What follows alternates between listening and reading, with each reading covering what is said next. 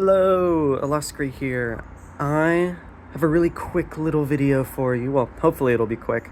Last time I thought that this would be quick, it ended up being like 20 minutes.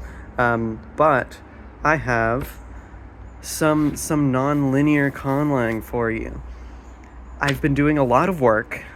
It's changed a lot. It's basically unrecognizable from where it was whenever I made the first video. I'll show off what I've got now. It's a lot of grammar related stuff. Also, if you haven't seen the first video, I'll link it below. You know, you don't have to have watched it to see this video, since this is a lot different now. But it would be nice. It'd be good. So then, to get right into it, I think I used to have three, I guess, groups of meaning, but now, I still have three, but a couple of them are different. Unadorned, undotted lines are basically like verbs. I call them actions, but they're just verbs, really. So that's that simple idea. Oh yeah, and they're continuous and they do not enclose. Like there's no enclosed spaces here, as you'll see down here. And then once you add a dot, then it becomes an object. It becomes a noun, a thing. In my notes, I have them described as solids, because they could be adjectives as well. In my thought, hi cat. I'm sorry, cat. You can't come in. And then you have containers are just enclosed objects. Any enclosed object, they could have dots on them and still just be a container. And their purpose is just to hold things. And they can hold, as you can see, other containers. So that's fun. So all in all, it is a much more fluid language than it was before. There's a lot more potential for creativity and art. So yeah. Okay, fine, I'll let you in. I'm gonna have to carry you out because you can't open you can't open the deck door, so I'm gonna have to help you. Go. Yes, hi cat. I have this section as standard constructions, but it's basically just, well, yeah, for actions. This is just for like verbs. This is the verb section. And as you can see, I do have a lot of verbs right now. Some of them I'm not so sure on. But as it stands right now, some of like the very basic ideas are like a line crossing through another line indicates some like secondary thing building off of the main verb and like the main idea. Like right here, it's defined right there. It's just like when looking at this thing, this is what happens.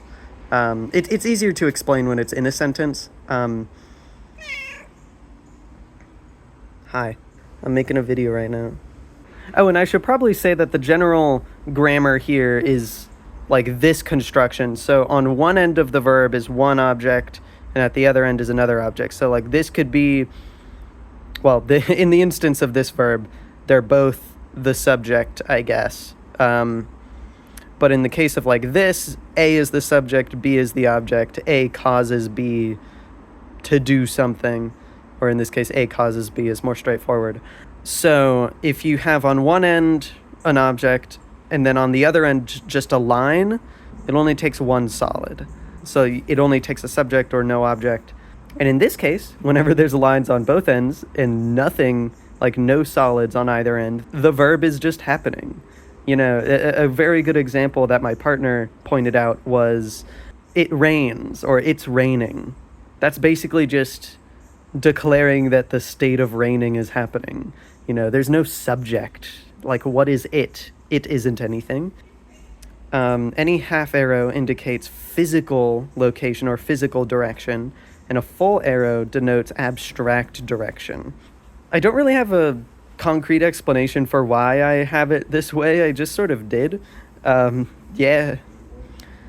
I like this one a lot. A curve going through a line is observing, sensing, seeing. And then change is basically just the observing line touching and not crossing through. A line crossing not perpendicular is negation. It's saying it's not, you know, it's very self-explanatory. It's just a slash. And I'll go a bit quicker now, since I don't need to show off everything. This is supposed to just be like a quick little thing. This is pretty big. And is denoted with 2 lines with arrows on them joining together. So, you get that sense of like A and B are doing this verb, or this verb is doing something to A and B, that sort of thing. There's no sense of simultaneity. There's no sense of time. Eventually, I do want to get some sense of time, though. And then this section I really like because it's all the emotions. Well, not all of them, obviously. There's a lot of emotions missing, but this is sort of like how I want to represent emotions, with sort of like a little squiggle that sort of looks like an eyebrow a little bit. That's the idea of it, at least. And then you got like a little happy face is feeling good, sad face is feeling bad, that sort of thing. Double happy is love, but it's infatuation, more casual. And, well, spoil it a little bit. These swirls are supposed to be time. So love, infatuation with time gives like true love or deep love. And then there's all of these guys, which you can read on your own time. I'm not sure about this one. There's a lot that I'm unsure about, but that's like, I'm really unsure. Similar and different, you have a line that's curving with notches on either end. Similar, the notches are in the same direction, and different, they're in opposite directions. And I can't believe that I didn't put this in the beginning, but A and B being equal is just a line. It's just a unadorned line. It's basically just this language's version of is. So yeah. And yeah, this is like referencing abstractly and physically. And because these are going to be important later, a double arrow is implying, and then the version of is just with like no object is, it's just ising. A is, A exists, and then with a slash, A is not, which you will see a little later. Some standard container constructions. We have some very straightforward stuff here. And this stuff should have gone before that, but an element on the outside, or touching the outside, applies to the container itself, whereas an element on the inside applies to the contents. It's straightforward. An element going through applies to both of them, which you see here in seeing that a dot going through flattens the container. If you've ever used like image processing software, flattening all the layers of an image just makes it all into one thing, that sort of deal. A dot on the outside means that the container refers to everything in it. And the use of this is basically like whenever you have a verb that's referring or pointing to the container, the verb is then referring to the things inside and not to the container itself, which is a useful distinction. But I'm going to go on to the few objects that I have listed out. Well, I guess first I should get to the standard object constructions. Yeah, a dot signifies that it is an object and is typically the focus of the object. Also, I should say that I used to call them objects. I haven't changed it to solids in this physical notes, but I should probably do that because I'm calling them solids now. And then, yeah, you have the full arrow versus half arrow distinction. And then 2 dots signifies plurality.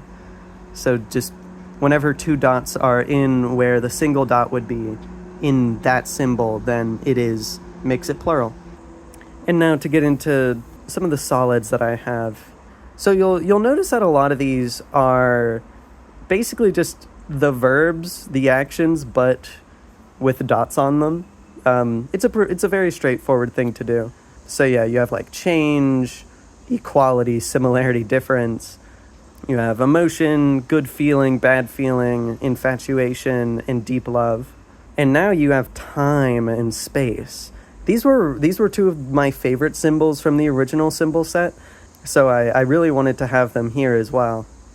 And you might notice that there's a difference from beginning and end from the previous video. The dot can be either on the outside or the inside of the spiral, but as long as the arrow goes away from it, then that signifies that it's the beginning. And as long as the arrow points towards it, that signifies it's the end. Same sort of thing space-wise. And then, yeah, you just have like observance. And this is one that I thought of like just now that I'm kind of proud of, is that the front direction That's supposed to be a half arrow. I accidentally drew it as a full arrow. But the direction front, when you think about it, is just the direction that you're sensing in.